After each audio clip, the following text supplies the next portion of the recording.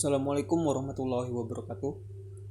Perkenalkan, nama saya Andika Sujanadi dari kelas T6 Aksio ingin menampilkan cuplikan tentang COVID-19 untuk memenuhi ujian tengah semester program studi interaksi manusia dan komputer. Pada bulan Desember 2019, pemerintah Cina mengumumkan kepada dunia bahwa terdapat virus yang menyebar pada warga mereka. Bulan selanjutnya, virus menyebar ke negara-negara lain dengan kasus yang bertambah berkali-kali lipat perharinya. Virus ini adalah Severe Acute Respiratory Syndrome Related Coronavirus 2 yang menyebabkan penyakit COVID-19 dan orang-orang menyebutnya sebagai coronavirus. Kisah awal penyebaran virus ini ketika seseorang terjangkit virus corona dari hewan yang diperdagangkan di pasar seafood Huanan, Kota Wuhan, Provinsi Hubei, Cina. Kisah tersebut kemudian berkembang menjadi tragedi memilukan dalam sejarah umat manusia. Virus hanya bisa memperbanyak diri mereka dengan cara memasuki sel hidup. Corona mungkin menyebar melalui permukaan benda apapun, tetapi belum diketahui berapa lama virus ini bisa bertahan hidup di sana. Cara utama penyebarannya diperkirakan melalui percikan ketika seseorang batuk atau ketika kamu menyentuh seseorang yang sakit kemudian menyentuh wajah. Bisa saja menggosok mata atau hidung. Bermula dari infeksi di Wuhan, coronavirus kini telah menyebar ke seluruh dunia dan menewaskan lebih dari 195.000 orang. Kasus penyebaran terbesar sekarang ada di negara Amerika Serikat dengan lebih dari 900.000 orang positif dan lebih dari 50.000 orang meninggal dunia. Lalu disusul oleh Spanyol dengan lebih dari 200.000 kasus dan lebih dari 20.000 korban meninggal. Di urutan ketiga, ada Italia dengan kasus hampir mencapai 200.000 dan hampir 26.000 korban meninggal. Lalu menyusul Jerman, Inggris, Prancis, Turki, Iran, Cina, Rusia, Brazil, Belgia, Kanada, dan Belanda. Sementara, Indonesia berada di urutan ke-35 dengan 8.000 lebih kasus dan 720 orang meninggal dunia. Dan di Kalimantan Selatan sendiri, terdapat 146 kasus, 10 sembuh, dan 6 meninggal dunia. Coronavirus sering dibandingkan dengan virus flu, tapi sebenarnya ini lebih berbahaya. Sedangkan tingkat kematian sulit ditentukan jumlah pastinya selama pandemi. Kita yakin bahwa virus ini penularannya sangat cepat dibandingkan dengan flu. Ada dua perkiraan untuk pandemi seperti corona, penyebaran cepat atau lambat. Kita akan mengetahuinya bergantung pada bagaimana kita menghadapinya pada awal mula terjadi wabah ini.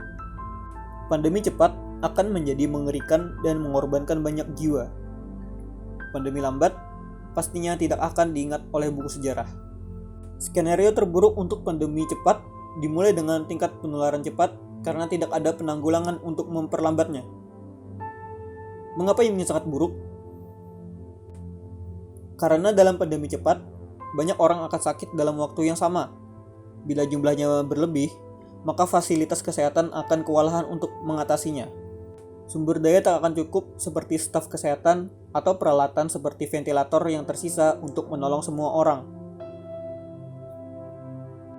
Orang-orang akan mati tak tertangani, dan selama pekerja medis menjadi sakit, kapasitas sistem kesehatan akan jatuh lebih jauh. Bila ini nyata, maka keputusan buruk harus dibuat. Siapa yang diharuskan hidup dan siapa yang tidak. Jumlah kematian meningkat signifikan dalam skenario seperti itu. Untuk menghindari ini, seluruh dunia, yang berarti kita semua, harus dapat mengubah pandemi ini menjadi lambat. Pandemi diperlambat dengan respon yang tepat, utamanya pada fase awal. Sehingga semuanya sakit mendapatkan perawatan dan tidak ada titik kritis dengan rumah sakit yang kewalahan. Semenjak kita masih belum memiliki vaksin untuk corona, kita harus merekayasa sikap sosial kita untuk menjadi vaksin sosial. Singkatnya ada dua hal, tidak terinfeksi virus dan tidak menginfeksi orang lain. Meski terdengar sepele, hal terbaik yang dapat kamu lakukan adalah dengan membasuh tanganmu. Sabun adalah senjata terkuat. Coronavirus diselubungi oleh selubung lemak. Sabun menghancurkan lemak dan meninggalkan virus yang tak bisa lagi menginfeksimu. Ini juga membuat tanganmu menjadi licin, dan dengan gerakan mekanik mencuci tangan, virus hancur dengan mudah. Hal selanjutnya adalah membuat jarak sosial, yang mana bukan merupakan pengalaman yang menyenangkan, tetapi hal yang baik untuk dilakukan. Bila kamu dapat berdiam diri di rumah, maka tetaplah di rumah untuk melindungi orang yang perlu pergi keluar agar menggerakkan fungsi sosial, dari dokter hingga kasir atau polisi. Kamu bergantung dengan mereka semua. Mereka juga bergantung padamu agar tidak menjadi sakit. Pada level tertinggi, ada karantina yang dapat berarti berbeda dari pembatasan travel atau perintah nyata untuk tetap di rumah. Karantina bukan hal yang menyenangkan untuk dialami dan tentunya tidak populer. Tetapi mereka memerlukan bantuan kita, terutama peneliti yang bekerja pada medikasi dan vaksinasi di waktu genting. Jadi, jika kamu di karantina, kamu harus paham mengapa di karantina dan menghormatinya. Tidak ada yang menyenangkan di antara semua ini. Tapi melihat pada gambaran besar, ini adalah harga kecil untuk dibayarkan. Pertanyaan tentang bagaimana pandemi berakhir bergantung pada bagaimana itu dimulai. Jika dimulai cepat dengan langkah curam, ini berakhir buruk. Jika dimulai dengan lambat tanpa langkah curam, ini berakhir baik. Dan hari ini, dan masa ini benar-benar ada di tangan kita secara harfiah dan kiasan.